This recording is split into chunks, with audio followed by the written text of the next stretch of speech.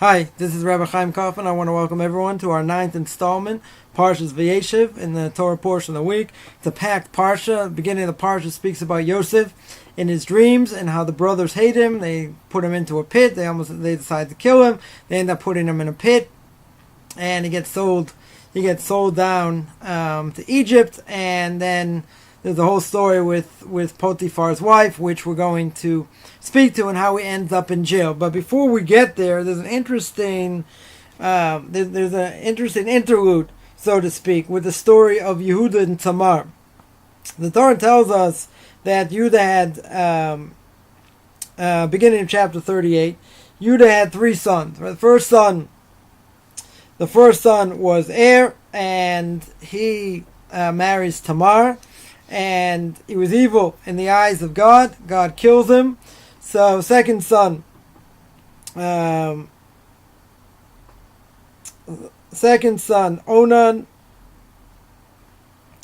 was supposed to do levirate marriage with Tamar, and he ends up dying. The third son, Yehudah, tells Tamar to go to her father-in-law's house and to remain there until he grows up, until the third son, Shelah, grows up. And when he grows up, then he'll send Shelah to her. So in chapter 38, it says, verse 12, many days passed. Shua's daughter, the wife of Judah, died, and Yehudah was consoled. He went up to oversee sheep herders. He and his Adulamite friend Hira to Timnah. Tamar was told as follows: "Behold, your father-in-law is coming to Timnah to shear his sheep." She removes her widow's garb from upon her, covered herself with a veil, wrapped herself up, sat by the crossroads toward Timnah, and she saw Shelah had grown, and he had not been given to him as a wife. So she dresses up as a prostitute. Yehudah sees her, and her face is covered, etc. And he says, I want to sleep with you, but he didn't know it was his daughter-in-law. And she says, well, what are you going to give me if you be with me? Right, in verse 16, and he says, I'll give you this kid of goats. And she wants a pledge. She said, and the pledge is going to be your signet, your wrap, your staff in your hand. And then he's with her. And then she seems to disappear. He doesn't know where she is. He can't find her. And then it's told that 3 months have passed, and he's told that she committed adultery, or actually a harlotry here, in verse 24. And she conceived, and Yehudah says, take her out to be burned, because adultery, the punishment is to be burned. And she was taken out, and she says, by the man to whom these belong, I am with child. And she says, identify who's the signet, wrap, and the staff. And he says, she's right, it is from me, since I didn't give her my son Shelah, and was not intimate with her anymore. And Yehudah leaves. No question exactly what happened, if he stayed with her, he didn't stay with her. But if you look at this story, at face value, the story of Tamar and Yehudah does not make a whole lot of sense. Here you're talking about kingship. Yehudah represents kingship, and she gets pregnant as twins, and this is where kingship actually starts, through the union of Yehudah and Tamar. Now, if Yehudah is as great as the Torah says, that all the sons of Yaakov are righteous, then this whole story doesn't make sense. It's also the story before the story of Yosef in Egypt and the story of Potiphar's wife. So there's a connection between what happened to Tamar and what happened to Yosef, what happened to Potiphar's wife, which we're going to see. But at face value, there are a number of questions. This whole thing, as we mentioned, doesn't make a whole lot of sense. The first thing is why why after Yehudah's wife dies, why, after a certain amount of time, why did he decide to hook up with seemingly a prostitute? And not only that, just how could he do it? In general, that if we're talking about an action that has to do with, with desire, so to speak, and you're talking about Yehudah, you're talking about kingship, and this is where kingship comes from. It's extremely difficult to understand. One thing that we see is normally, in a case like this, the Zohar here says that even though Yehudah is with his daughter-in-law, she's actually extremely modest. She's so modest that that Yehudah doesn't recognize her. She covers herself up. She covered herself up even in the house of her father-in-law. So he didn't even recognize her. So it wasn't like she made herself ownerless and she's just sleeping around over here.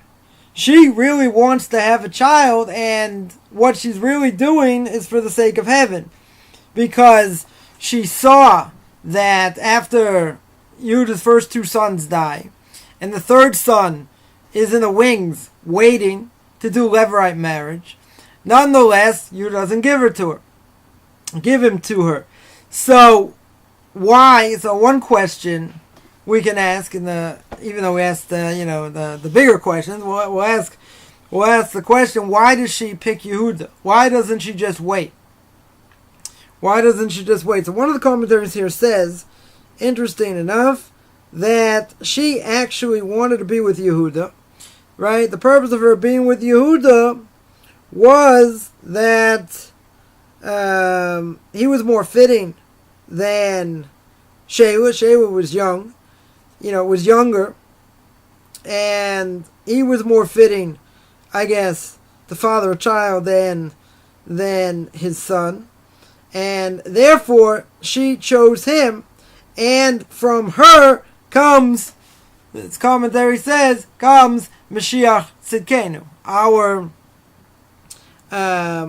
Redeemer, our righteous Redeemer. So she chooses Yehudah not for the sake of desire, and not for the sake of just wanting to shack up with someone, but specifically him, in order that she should get pregnant and she should have a child that would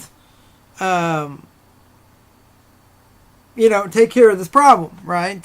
Meaning that the first son dies, so the second son has to do levirate marriage. He dies. The third son really has to do it, so Yehudah comes and ends up doing it, even though it's forbidden for a father-in-law to be with a daughter-in-law, right? The Torah says it's forbidden. Nonetheless, you see, all this is orchestrated in order that this should happen, this union should happen, and that kingship comes out of this union.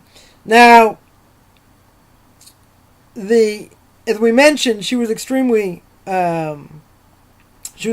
modest. So here, as the Zohar says, that she was modest, and God is orchestrating everything here. Another interesting thing is, it says that they met at, or she was sitting at Pesach Einayim, right at the opening of his eyes. So she was by the crossroads, right, as the Torah says, and he didn't recognize her, and this whole thing, this whole thing goes on over here. So when we look at it, these words, Pesach Einayim,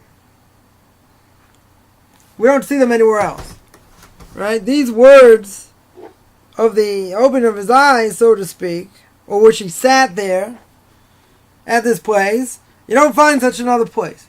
Right? You don't find a place that has its name, Pesach Einayim. Right? The opening of the eyes. You don't see such a place ever called it.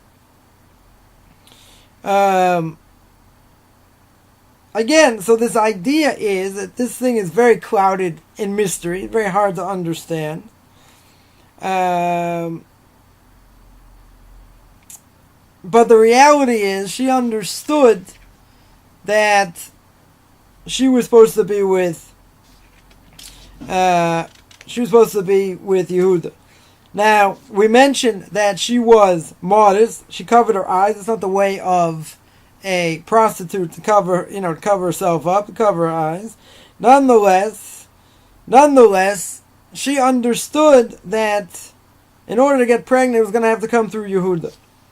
So God sent an angel to arouse Yehudah, meaning to get him interested, so to speak. And the Medrash says that this angel asked Yehudah, "Where are you going?"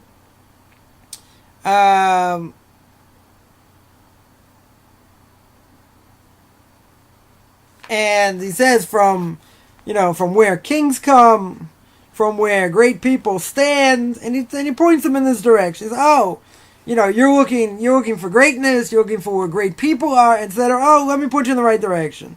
So he puts them in that direction.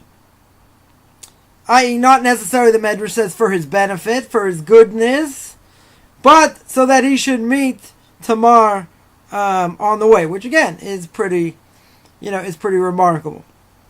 We also see that an angel shows Yosef where the brothers are, right? Directs them in that, puts them in that direction. So he has a similar idea that both are put guided by an angel, and we see what happened to Yosef. Goes out to his brothers, they plot to kill him, they throw him in a pit, he ends up in Egypt, right? He gets sold and he gets moved. So too over here, the angel puts him in this direction. He ends up being with Tamar. And what comes out of it? What comes out of it is twins, and this is where kingship starts.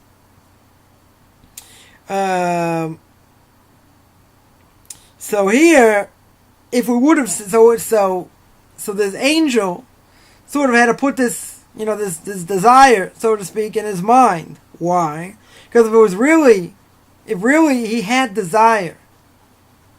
If he really had desire, to do this, you see that he came to a woman, to be with a woman who he doesn't see. I mean, he can't recognize her, can't recognize her face. She seems to be all covered up, right? So if it's about desire, this is totally the wrong way, to go about it. So she understood there was a mitzvah of levirate marriage, of yibum, and she had 100% intention for the sake of heaven.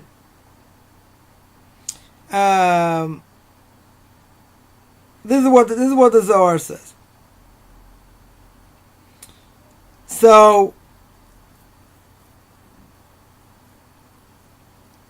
you have an interesting thing going on here. That you have her wanting to do this l'shem shamayim, for the sake of heaven. So everything has to be orchestrated in a way to do that. So there's an angel that sort of puts Yehudah in the direction, and then everything else happens, right? So the idea is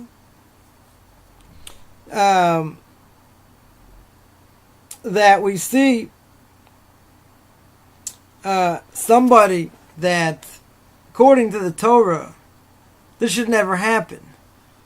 In other words, if something like this, in the end, we see is supposed to happen because God orchestrates it, and He does it in a way, in a very strange way. But we see in the end, this is what's supposed to be, right? If you go back to the story of Lot and his daughters, right? The first child that Lot has from the older daughter, she names him Moab. Not so modest. Moab means Me'av, from my father, right? So a descendant of Moab many generations later, is Ruth. 5 generations from Ruth is King David. Right? That is the, and the next Messiah, future Messiah, will come from, has to come from the line of David. Right? So you see that King David comes from a line of incest. Right? That's where it starts. Here, kingship comes from seemingly a forbidden relationship. Or not only that, she's dressed up as a prostitute.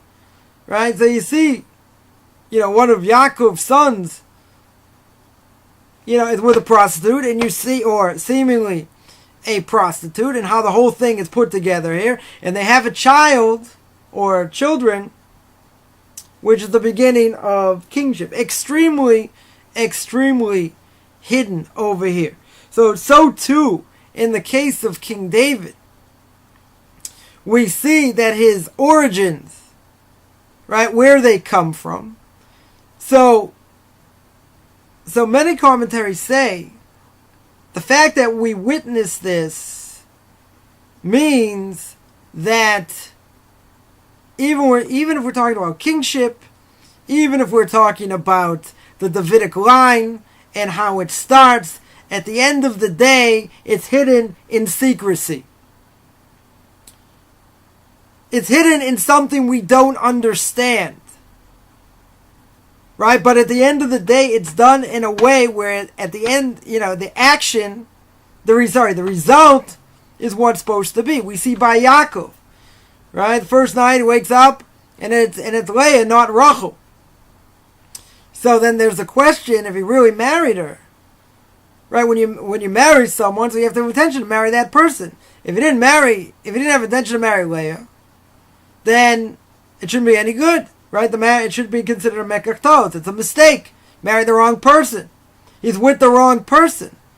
But see, they had everything orchestrated in case he got swindled, him and Rachel, but he didn't realize that Rachel had passed on their secret communication to Leah, so she wouldn't be embarrassed, etc. And he ends up with Leah. So, but again, it's a mistake.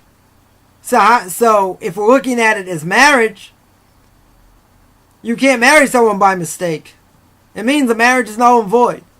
So if the marriage is null and void, then how could he be married to her? And how could we have, some of the tribes, of the 12 tribes come through her? Answer is because that's what God wanted. And that's what he understood. He understood that this was supposed to be, even if it came in a way that is really strange, that really never should have happened, according to nature. But he saw afterwards that this is obviously what God wanted. And if this is what God wanted, then he's okay with it. And therefore what's done is done. And, you have to move on. So that was supposed to be, just came in a very strange, in a very strange way. So here too we see, and we'll see by Potiphar and his wife, what happens. Because the reality is that after Yosef gets sent down to Egypt, what happens? He becomes the one in charge of Potiphar's house. Right? And Potiphar understands that everything in his house is blessed because of, because of him. So if we look at chapter 39, verse 7, it says, after these things, his master's wife cast her eyes upon Yosef. She says, lie with me, but he refused.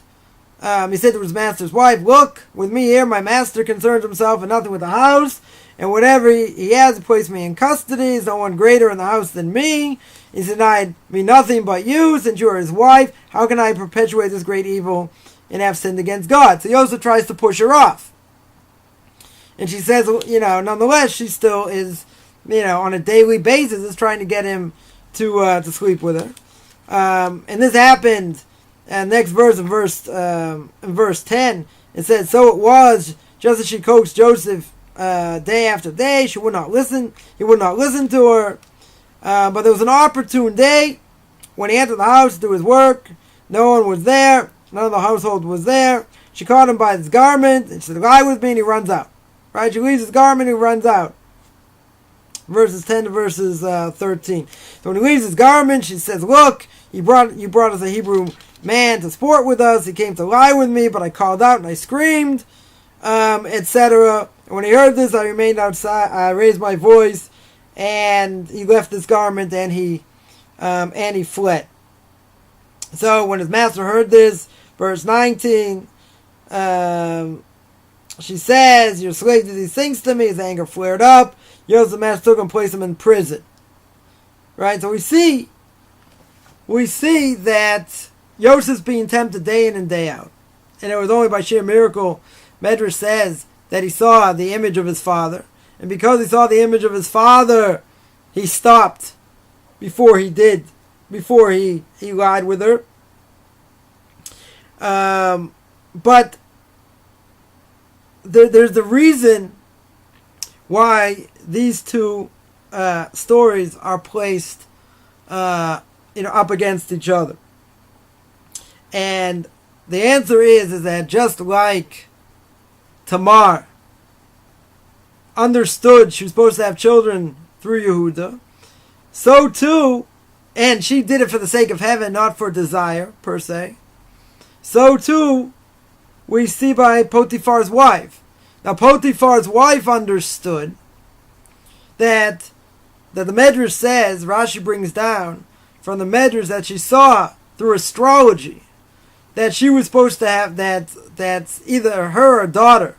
Somebody was supposed to have children through Yosef. She just didn't know who. So she thought it was going to come through her.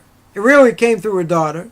She thought it was going to come through her, so she wanted to do the mitzvah of having children through him, even though she was married.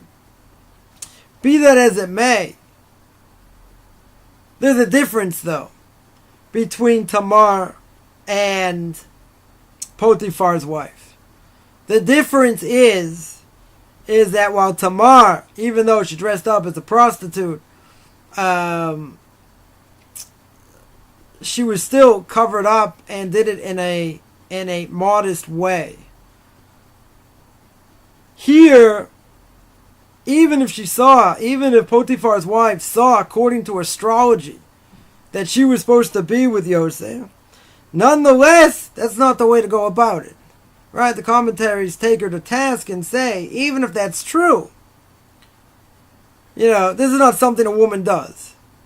Right? A woman's not supposed to demand this, because it's not modest. Right? There's modesty between husband and wife, and there are laws that govern this within Judaism. In this case, even though she saw the future, she saw through astrology what was supposed to be, even though she didn't understand necessarily where it was supposed to come from, this is not the way to go about it. She did act for the sake of heaven. Right? That's the connection between the two. That both acted for the sake of heaven. It doesn't look like it, at the outset, but obviously without a running commentary, we wouldn't, we wouldn't understand this. So Potiphar himself has no choice but to throw Yosef in jail. He understood who his wife was. He's like, she's making another claim, like something else is going on here with her. She wasn't the most righteous of women, let's just say. But in this case, we still look at it like she did it for the sake of heaven, as the commentaries tell us. It's just the way she went about it was not the right way. And therefore, it casts a negative light on her. But that's the connection between the story of Yosef going down to Egypt and being in charge of the house of Potiphar, and the story of Tamar and Yehudah that comes just before that. The other thing I wanted to look at the end, he's thrown in jail, and he has a lot of heavenly help in jail, and he's placed in the ward of the house of the chamberlain of the butchers and the chamberlain of the cupbearers, and they're both thrown in jail, and they both have dreams. Each one had a dream, and they were very sad, as it says in chapter 40. And Yosef says, "Why are you so sad?" He says, "We have a dream. We don't understand what the dream is." So Yosef says, "God will help me interpret the dream. Tell me what the dream is." So the chamberlain of the cupbearers tells him his dream. Yosef tells him what the dream means, and since he was so happy with it, the other chamberlain of the bakers saw that since he interpreted well, he wanted Joseph to interpret his dream. So in the end, the chamberlain of the cupbearers, he was restored, right? He was restored to his previous job, and the chamberlain of the bakers died. He was killed, and he got hung, and the birds ate from his flesh. But at the very end,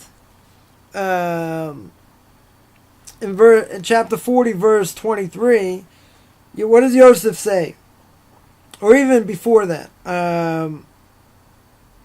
before we get to that, in verse 15, it says, "For indeed I was kidnapped from the land of the Hebrews, even here I have done nothing for them, and put me in the pit."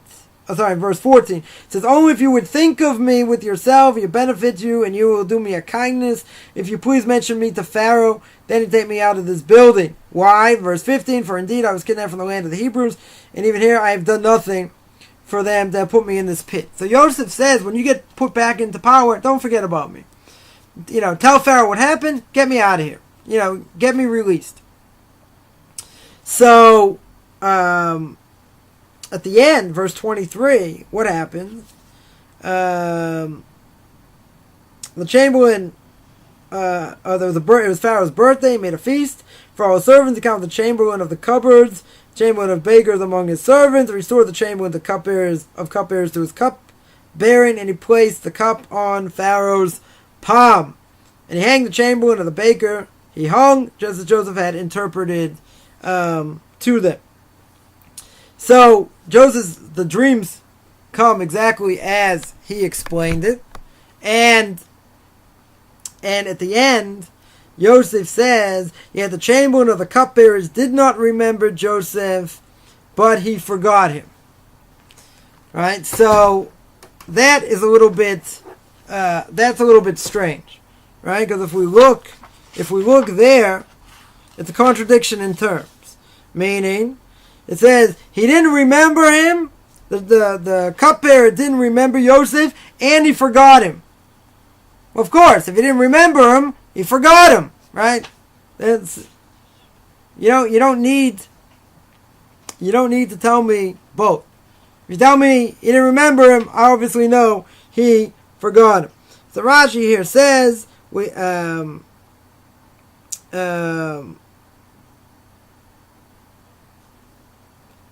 he forgot.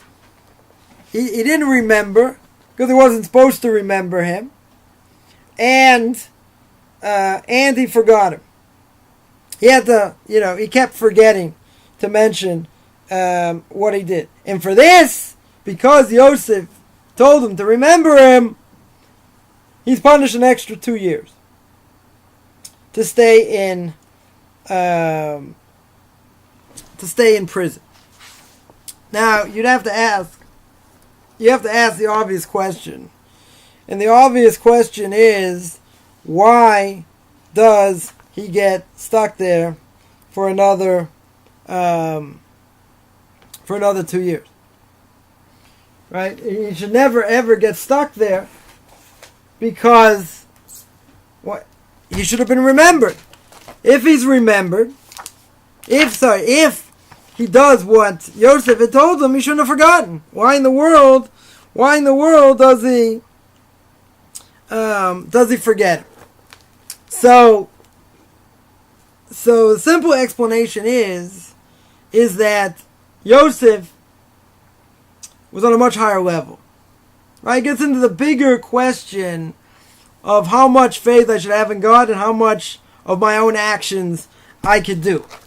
Right? The fact that he was on a much higher level, he shouldn't have even said that. even the minimal amount of putting your best foot forward, right? Just saying, don't forget about me, cost him 2 years, right? So, it's interesting. It says that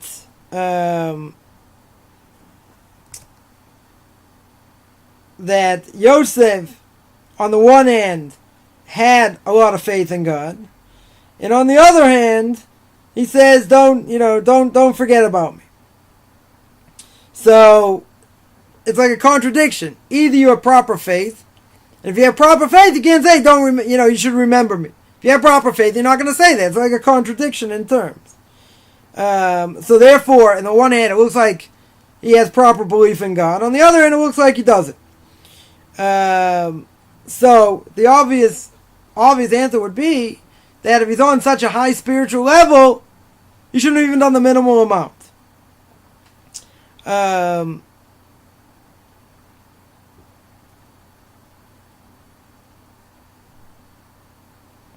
Now,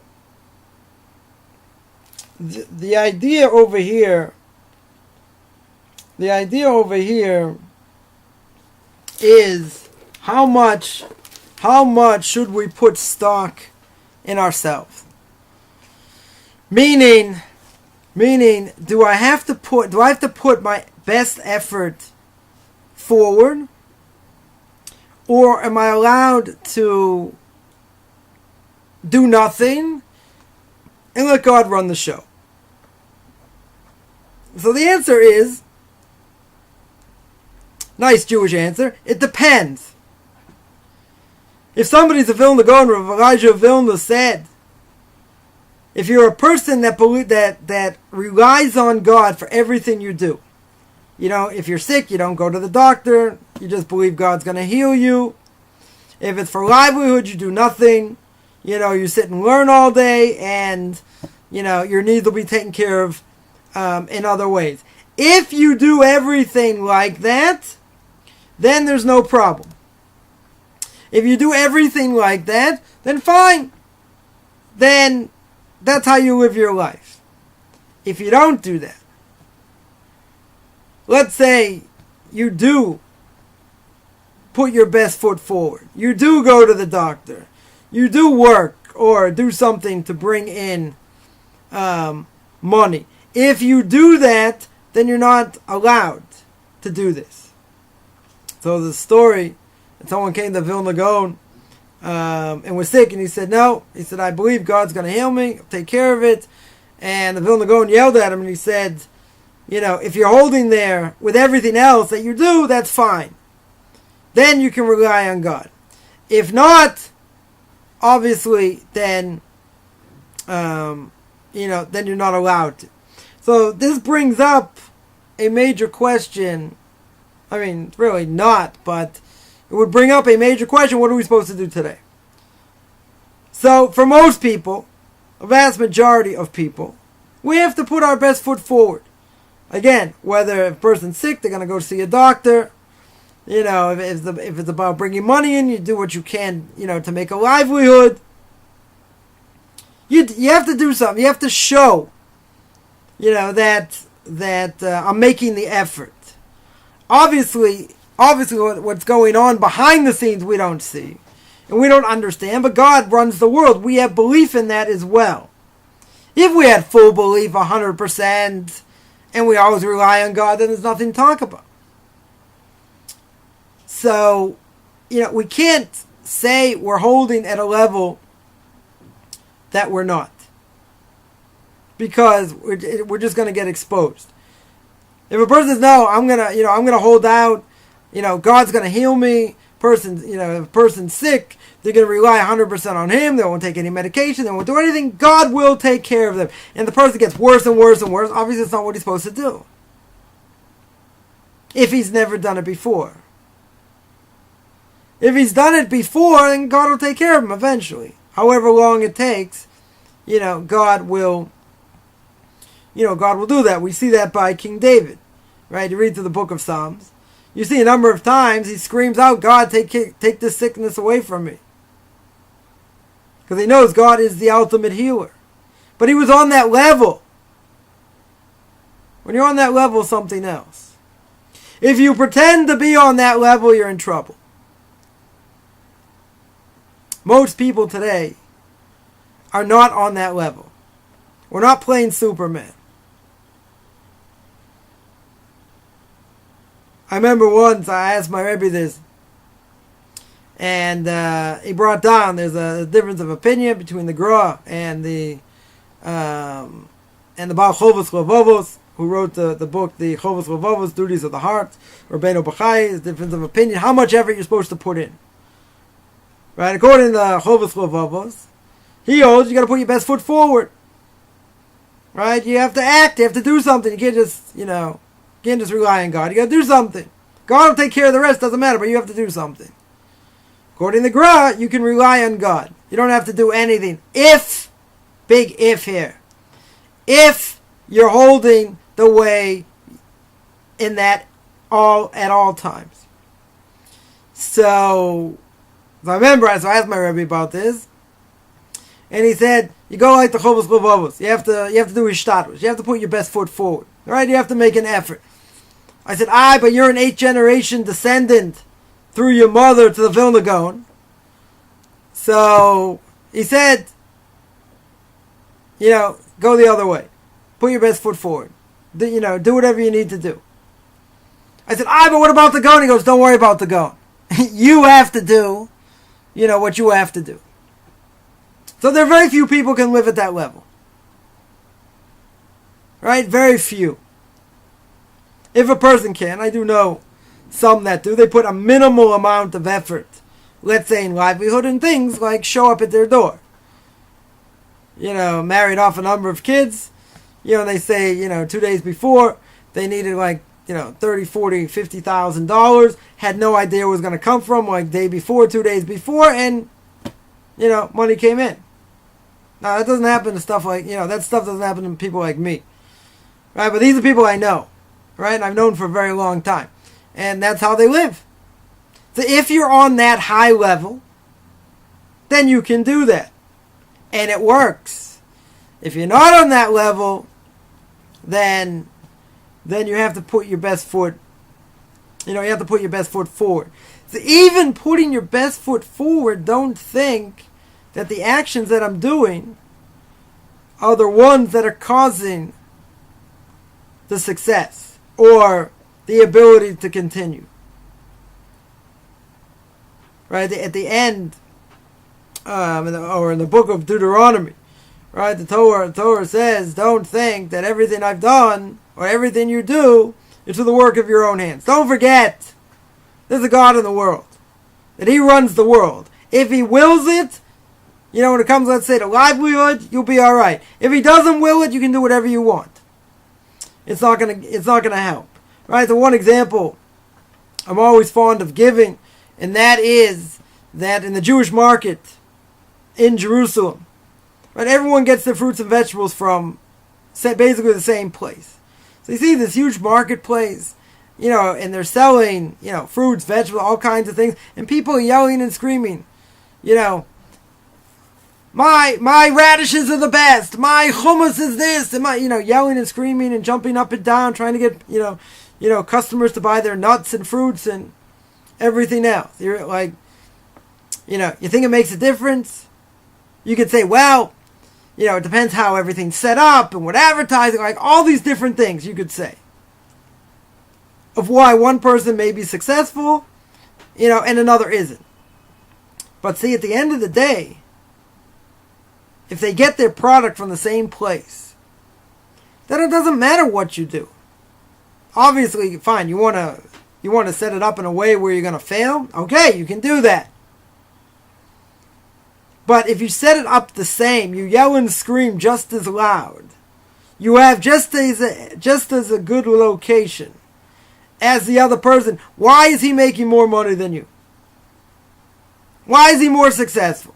Again, you can say, well, maybe he doesn't advertise as much, maybe he doesn't spruce up his fruit as much, maybe it's not as personal. You can make any number of excuses why that may be.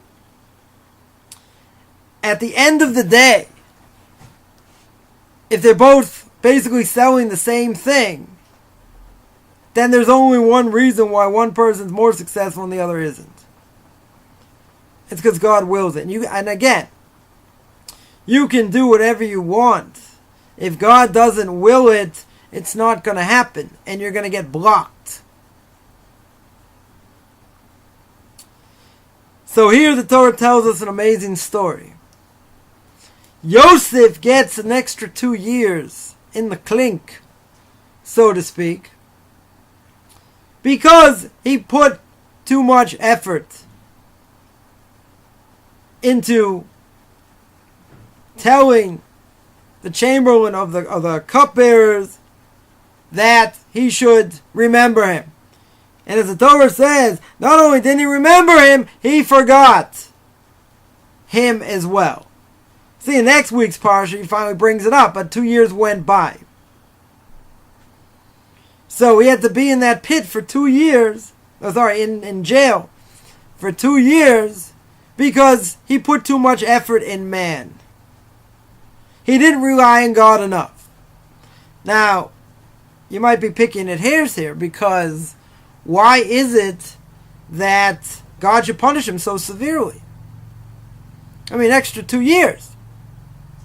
After everything he's gone through. It boggles the mind. Again, simple answer is he placed too much effort. Or he placed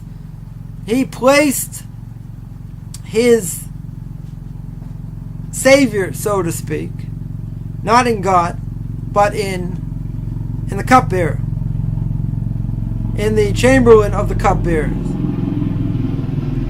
So that would show even the minimal amount that he did was tantamount to get him to stay, to stay in jail for another 2 years. Now, when we look at this and everything that Yosef goes through, if someone were stuck in a similar situation, what would they do? They do whatever they can to get out. Right? You rely on whoever you can rely on to try and get out. See, but he should have been on a higher level. And because he should have been at a higher level, he's held accountable. So if we ourselves are holding at a higher level, or should be holding at a higher level, and then we do things that we shouldn't, we're held more accountable. If you're at a lower level, and God expects you to be a higher level, you're also held accountable. See, it's a catch-22. You can't say, well, let me stay ignorant, and if I stay ignorant, then God won't have any claims against me. He'll have claims against that also. In this case,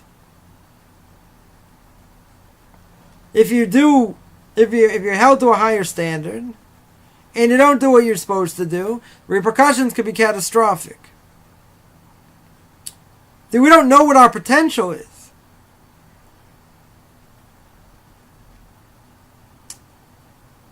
After hearing this week that in a 2013 survey, in a Pew survey,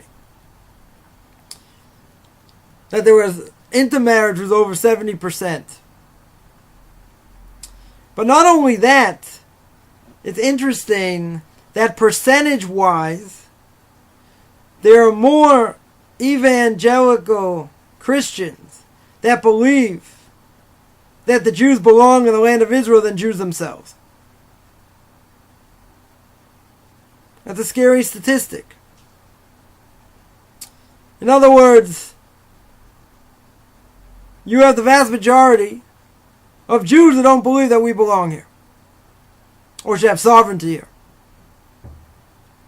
So if a person would say, I keep kashrus, I keep kosher, right? I keep Shabbos, I keep the holidays.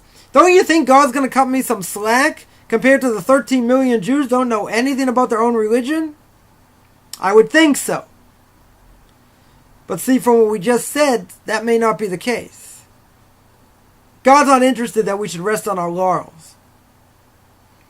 Even if we would say, listen, at least I'm trying to be better than these 13 million Jews that don't know anything about their own religion. They don't keep anything. They don't even most of them don't even believe we belong in the land of Israel. God says, I don't care about them. They don't know anything. That's true. They'll also be held accountable. But if you know better, and you know what you should be doing, and you're not doing it at whatever level, you're going to be held more accountable. So you never want to get upstairs and God say, look at this wasted potential.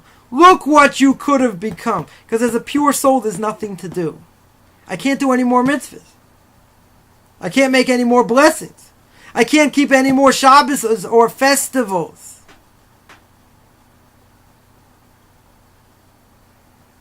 And you can beg and you can plead. Is it really going to help? Is there hope? Well, there's always hope. Right? Trying to end on a positive note. There's always hope. You see, we have to want it. We have to desire it, and we have to go after it. And even if we fail, and even if we make a mistake, and even if we get knocked down, brush ourselves off, get back up, and you keep going. Because at the end, we have no idea what our potential is. And even if we don't, we're not resting on our laurels. Because if we're going to be held to a higher standard, as Yosef was held to a higher standard, the repercussions could be catastrophic. That we don't want. Right? That we're not interested in. We want to reach whatever potential we have. We want to do what God wants us to do. You know, at the end of the day, He runs the world. We understand that. And we have to let Him do what He does, even if we don't understand what He does. It doesn't negate the fact that we still have what to do. As my Rebbe said many times, 95% of the time, if you're happy the way God runs the world, the other 5% you'll never understand 10 lifetimes. But see, this idea of belief in God, it's not just this flippant, I believe. It's belief with knowledge. And if you live it, like Yosef lived, it would look different. If you believed everything came from Him, and you don't move without thinking, is it good, is it bad, should I do it, shouldn't I do it, you know, does it benefit me, doesn't it benefit me, our lives would be different. The problem is we get caught up in everything. We react to things that are thrown to us without giving us a chance to think. The evil inclination is very powerful. It puts you in a situation where you're not allowed to think. Where you're not allowed to, give it a few minutes before you say something. Sometimes something will happen, you just react. You say, why did I say that? Why did I do that? I didn't think. You're right. You didn't think. Next time you're in that situation, stop. At least for a few seconds before you do something. Second time, you still might make the mistake. Third time, you still might make the mistake. You got to make the effort to stop. Because that's what makes us into great people, is when you don't react the same way you did the first time. Or the second time, or maybe the 10th time. Maybe you finally got the message. And once you finally got the message, you understand how to stop it. Good. Then the Yitzhar says, you think you're good now? Nah, I'm going to try something else. Okay, you mastered that. Let's move on to something else. But see, if you mastered that, that's already something. But you can't rest. The Yitzhar just keeps coming and coming and coming. That's why before the Messiah comes, it's going to be the greatest challenge in the history of man.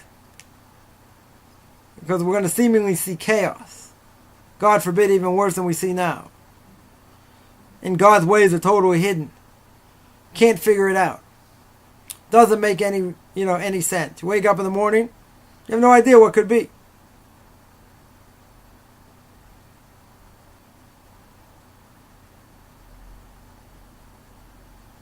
So what do we have to do? You just have to do what you need to do. You get up, you make the blessing that God gave me my soul back. You wash your hands, you go to the bathroom, you make the blessing, coming out. You pray, you do whatever you need to do. It doesn't stop, regardless of what's around us. Right? If you're in the army, same thing. Get 2 hours of sleep the night before, got to get up. We're all part of God's army. We're all soldiers.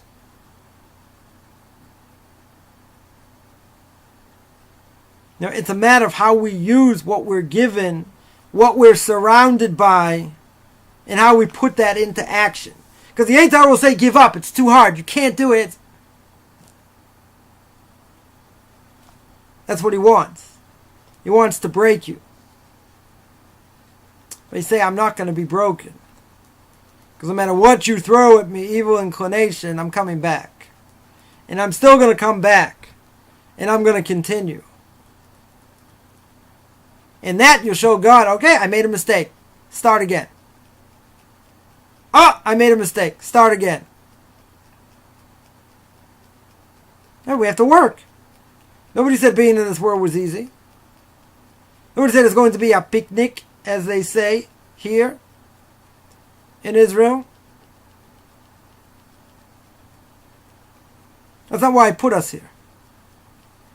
He put us here to sweat. He put us here to work. He put us here to overcome bad character traits. That's what makes the person. If he makes a mistake and he gets battered around, and God throws this at him and that and the other thing, and he still gets up, and he still wants to be better,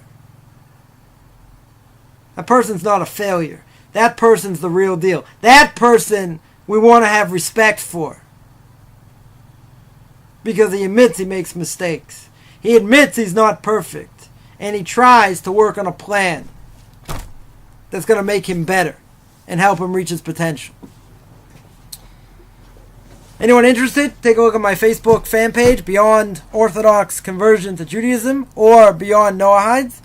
Or you can take a look at my blog, rabbichaimcoffman.blogspot.com, rabbichaimcoffman.blogspot.com. You can also take a look at some videos I've done on YouTube, on my YouTube channel, Rabbi Chaim Coffman, or at Tanakh Talk, TENAKTALK, where I did a video on conversion, about Noahides, and on Parshas Vayeshev and Parshas Vayeshev, which I also did. Spoke about a totally different topic there.